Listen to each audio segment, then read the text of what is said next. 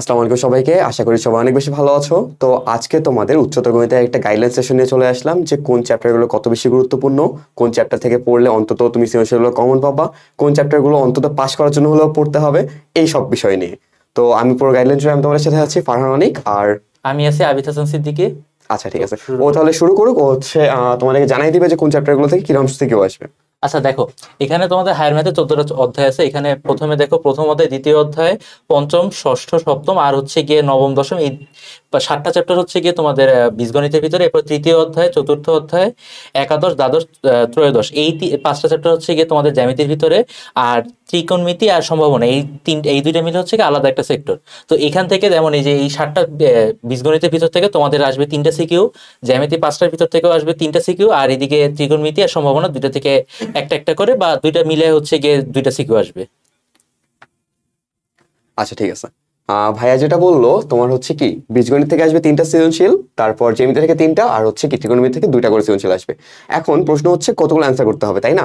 তো প্রত্যেকটা সেক্টর থেকে অন্তত একটা করে সব মিলে 5টা অ্যান্সার করতে হবে। অর্থাৎ তুমি ত্রিকোণমিতি থেকে চাইলে 2টা করতে পারবা, বীজগণিত থেকে একটা, আবার জ্যামিতি থেকে 2টা, যা ইচ্ছা। এখন কারো যদি জ্যামিতি পছন্দ না হয় জ্যামিতি থেকে একটা করবে, কারো যদি বীজগণিত পছন্দ হয় বীজগণিত থেকে একটা করবে, সমস্যা নেই। আচ্ছা, তো এখন এখানে দেখো এই যে প্রথম অধ্যায়, দ্বিতীয় অধ্যায়, বীজগাণিতিক রাশি আর সেট ও ফাংশন, এই দুইটা মিলে সাধারণত একটা সিকিউ আসে। এরপর জ্যামিতি আর জ্যামিতিক অঙ্কন, এই দুইটা মিলে একটা সিকিউ আসে।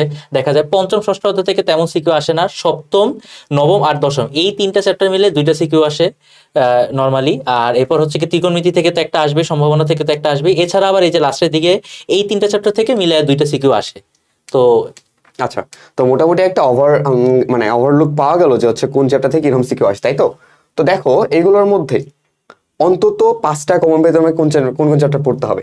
14টা তো পড়তে হবে না, তাই না? যে অন্তত 5টা কমন পাওয়ার জন্য দেখো সম্ভাবনা আর হচ্ছে ত্রিকোণমিতি। আচ্ছা, সম্ভাবনা আর ত্রিকোণমিতি এই দুটো চ্যাপ্টার যদি একটু রেজাল্টটা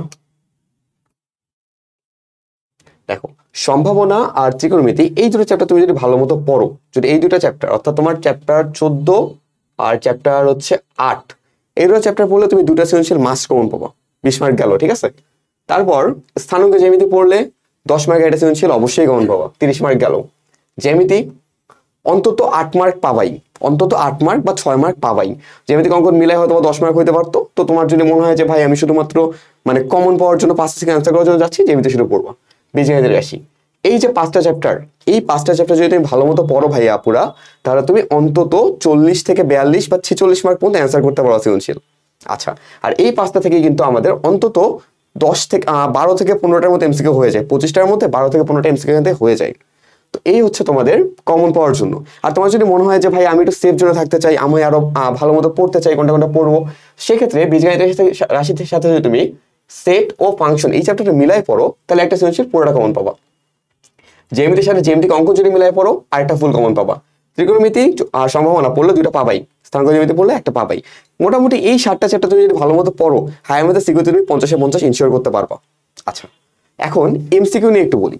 এমসিকিউ এ আমাদের আসলে 14টা চ্যাপ্টার, সবগুলো থেকে অন্তত একটা করে এমসিকিউ আসবে, এটা তো জানা কথা, তাই না? তো এর মধ্যে কিছু কিছু চ্যাপ্টার আছে খুব বেশি গুরুত্বপূর্ণ, 3টা বা 4টা করে এমসিকিউ আসে। কি কি সেগুলো?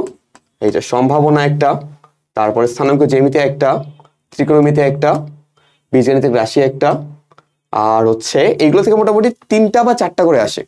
আর অসীম ধারা বা তোমার জ্যামিতি, তারপর সূচক, তারপর ঘন জ্যামিতি, এগুলো থেকে দুইটা আসবে, 2টা বা একটা এরকম আসে। বাকিগুলো থেকে একটা একটা করে আসে, বুঝতে পারছো? সো এই হচ্ছে আমাদের মোটামুটি যে কোন চ্যাপ্টার থেকে কতগুলো এমসিকিউ সিকিউ আসে, এটার একটা গাইডলাইন। আর তোমার যদি মনে হয় যে ভাইয়া এত কিছু তো বললেন, আমি হচ্ছে এত কিছু পারবো না, আমার আসলে প্রিপারেশন অবস্থা খুবই খারাপ, আমি জাস্ট পাস করতে চাচ্ছি, পাস করার জন্য আমি কোন চ্যাপ্টারগুলো পড়বো? পাস করার জন্য তুমি যদি সম্ভাবনা চ্যাপ্টার, খুবই ইজি চ্যাপ্টার, এটা নিয়ে আমার একটা 10 মিনিটের ভিডিও আছে, যে 10 মিনিট ওই ভিডিওটা দেখলে তুমি আশা করি সম্ভাবনা থেকে একটা সিকিউ কমন পাবা। সম্ভাবনা চ্যাপ্টার, তারপর হচ্ছে এদিকে বীজগণিত রাশি চ্যাপ্টার, ত্রিকোণমিতি অথবা জ্যামিতি, জাস্ট 3টা চ্যাপ্টার পড়ো। জাস্ট 3টা চ্যাপ্টার পড়লে তুমি সৃজনশীলে অ্যাটলিস্ট 30-এর মধ্যে 28 বা 26 তুলতে পারবা।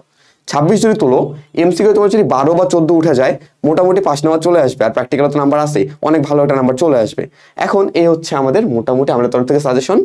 আর যদি কারো কোনো প্রশ্ন থাকে, কোন চ্যাপ্টার নিয়ে কোনো কিছু বিস্তারিত জানতে হয়, তাহলে হচ্ছে এই ভিডিওর হচ্ছে কমেন্ট বক্সে কমেন্ট করিও, অথবা আমাদের পার্সোনালি কাউকে জানাও। আল্লাহ হাফেজ।